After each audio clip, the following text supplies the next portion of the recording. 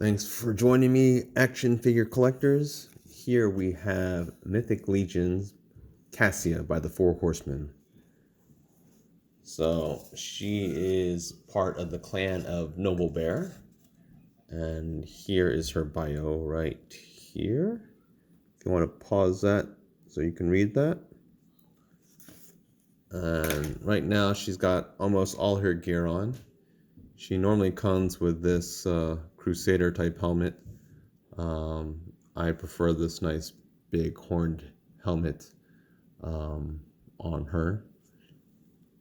She comes with this huge war hammer, which we have seen before. And I think you can take off these ends and whatnot. Yeah, so this is modular. If you have another piece that you want to put on here instead, you can fit that on here. Not sure if this other end, I don't think this end comes off, so it's just this end, I believe. But yeah, feels like just this end. But you can see that it's got a wash on it. It's got some silver paint on here, and this nice overall brass bronze color. But looks pretty cool. I think I had this weapon already with another like dwarven figure. I think the Dwarf King. But it's pretty solid. It's like a little gavel. She also came with 3 of these weapon straps. I don't even know where I'm going to put all 3 of these if I'll even use them. One of them can go around her hips. So you're all familiar with that already. So why don't we take a little bit closer look at her, or at least what she's got on right now. So she comes with this nice bear skin and looks okay. I don't know if I'm gonna necessarily have her in this, but it's cool to have this. And I like how they did this cape as opposed to some of the other female fur capes. So normally she comes with this helmet. Go ahead and put this one on there so that you can see it.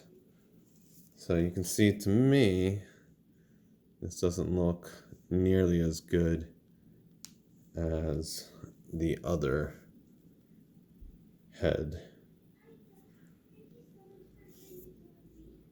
So I like the other head because you can kind of modulate a little bit, you know. I kind of like it with and without the horns. The horns are a little bit more ornate, but they're kind of unpractical if you're fighting. I like the fact that her armor is kind of mismatched.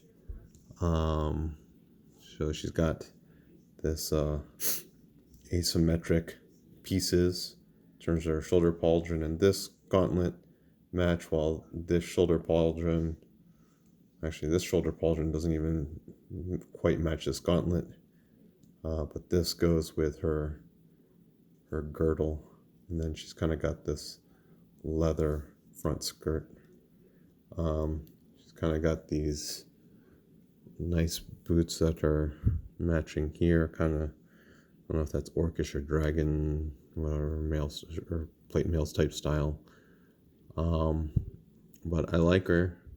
She's kind of like that, she's that typical female body. But it looks cool. I'm happy with her. So this is what she looks like without her shoulder gauntlets. If I can just take this off of her. Sorry. This one is in there pretty good. Wow. Let's see. There we go. So she even looks good without the shoulder pauldrons. I think the helmet is really great. The only thing I don't like is that the head is so far out, it does give her a little bit of a lollipop kind of look. You know, this chin goes way so far past her neck, so that kind of looks off. So it looks better when you have her head tucked down a little bit more. So it doesn't look like she doesn't have as much lollipop syndrome. You know, so this is what the back looks like. It's where her pauldron and can plug into, and wing adapters.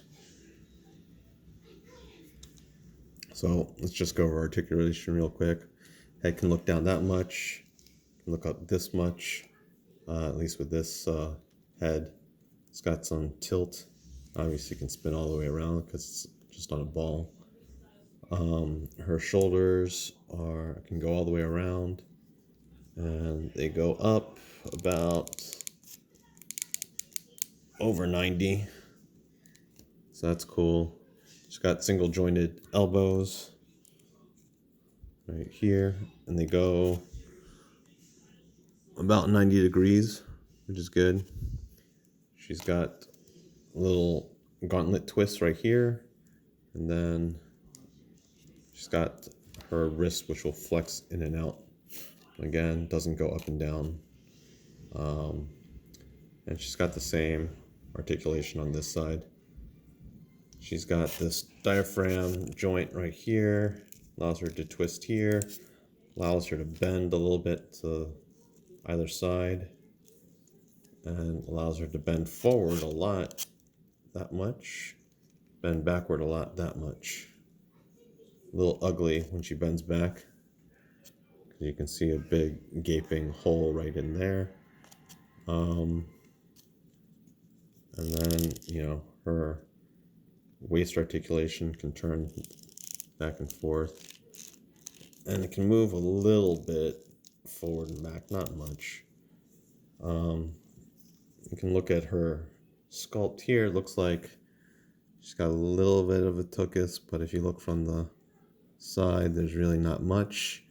And then if you were to lift this piece here, you are sadly let down that she actually has zero ass. So she's able to go all the way and do the splits, as all Mythic Legions are able to do, because they all have this type of articulation. This piece does come off. She can kick 9 degrees up. She can kick a little, about that much back. It's just hindered by this girdle right there. She's got single jointed knees and can take that to, I believe, 90 degrees.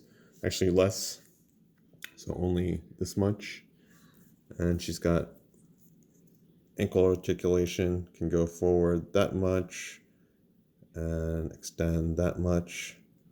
She's got a twist up here at the calf joint there. And I thought that there was an ankle rocker on here. Let's see if I can get it to rock. Yeah, definitely an ankle rocker. So she's got really good ankle articulation. So the only thing about these female figures is that I find their hips get a little bit loose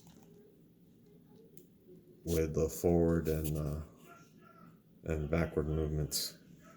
So, but this is Kassia. She's a great figure.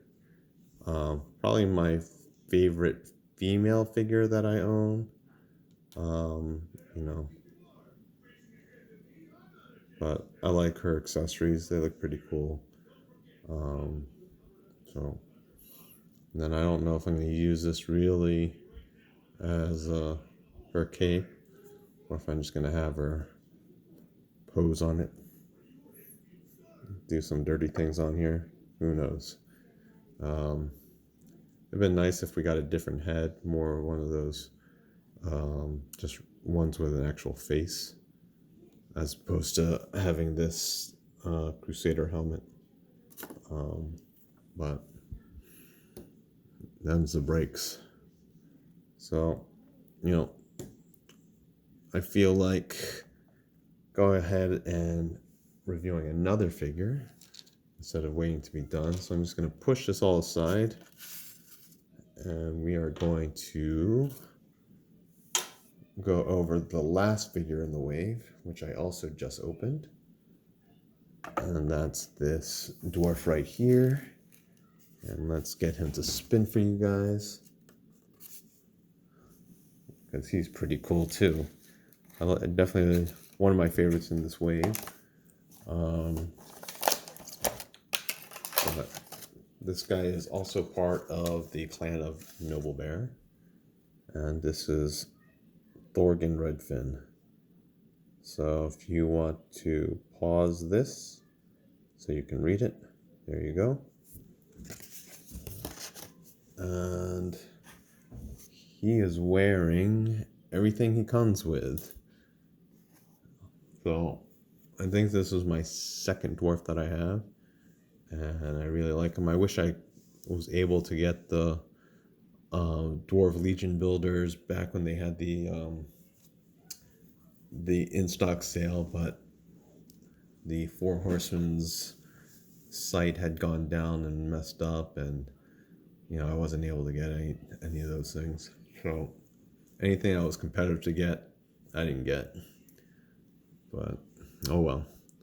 So here he is. He comes with this sword here.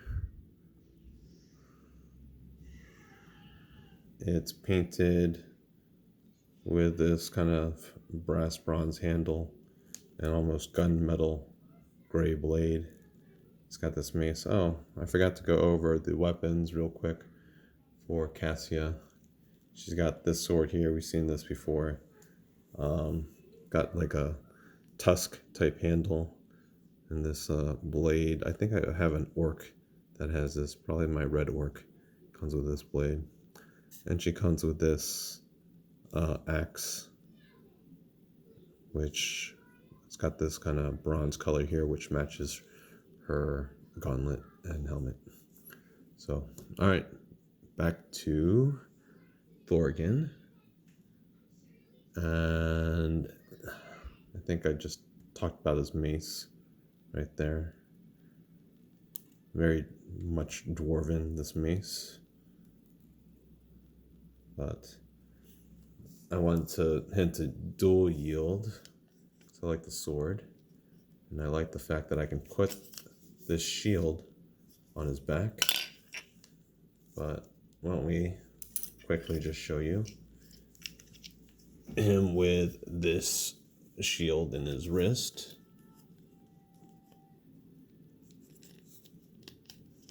So he looks good like that too. So really great character. Maybe I will display him with a shield. He looks good like that too. The only problem is how am I going to fit this sword in here with this strap? I'll have to put the strap around his waist in order to fit the sword. I don't know. It's always weird to me putting these open sword blades on these characters, especially on their side. It looks kind of weird, but oh well. This guy's head sculpt is great. The beard reminds me of the Dwarf King, so both of my dwarves have the same beard. I wish, so you can see this is a little bit flexible. It's kind of cold in my house, so maybe it flexes more than what it's doing right now. But it does limit its movement because this is harder here with the braids overlapping. He's got a nice mohawk, but the face sculpt is the best thing. He's got this kind of scouring look, kind of intimidating. So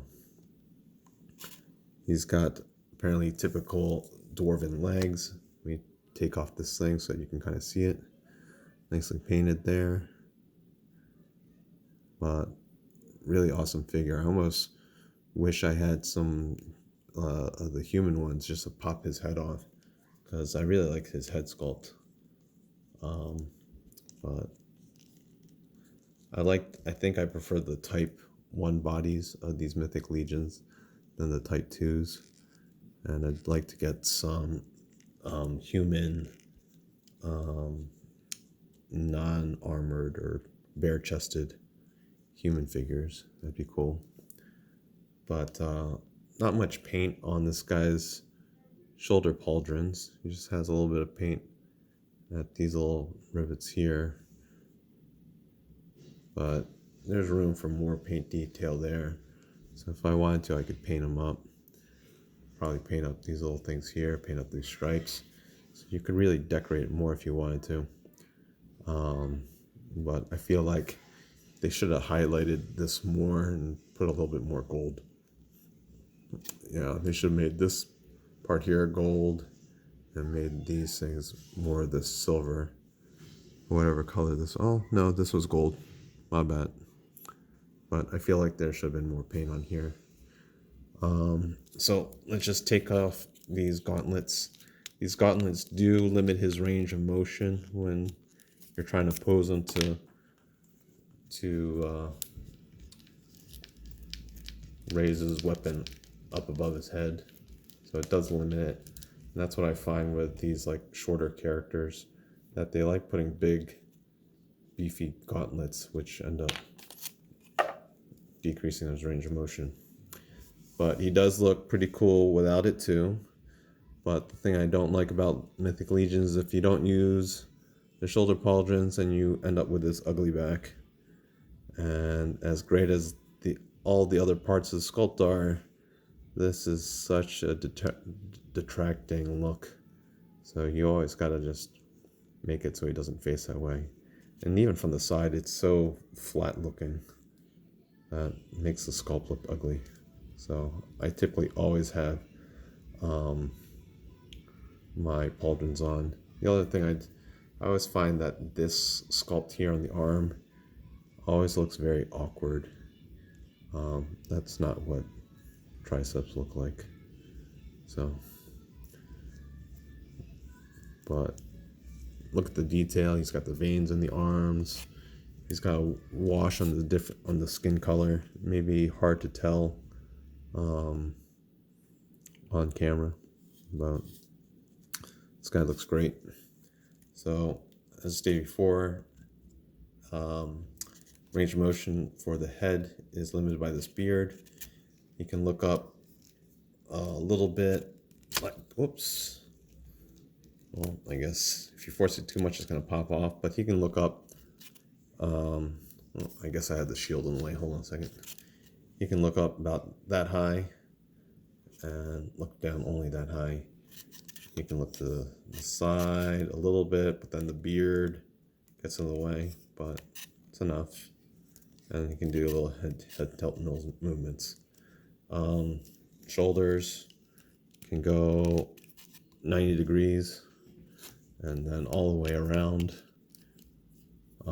He's got single jointed elbows, but not great range of motion because of his biceps are too big. So there is a gauntlet twist and his wrist twist and go in and out. Again, they don't go forward. He's got a waist twist and can twist this way. He can bend forward about that much only, and can bend backward a whole heck of a lot, but only so much forward. I believe he can do the splits. Yep, he should be able to, because he's got that same articulation that everyone else does. He's got single jointed knees, and let's see if I can bend that for you. So it can go a little less than 90, and his ankles are on a ball with a forward pinford rocker, so you can get a lot of great range on him. So I really like this guy. You can probably get some awesome poses on him.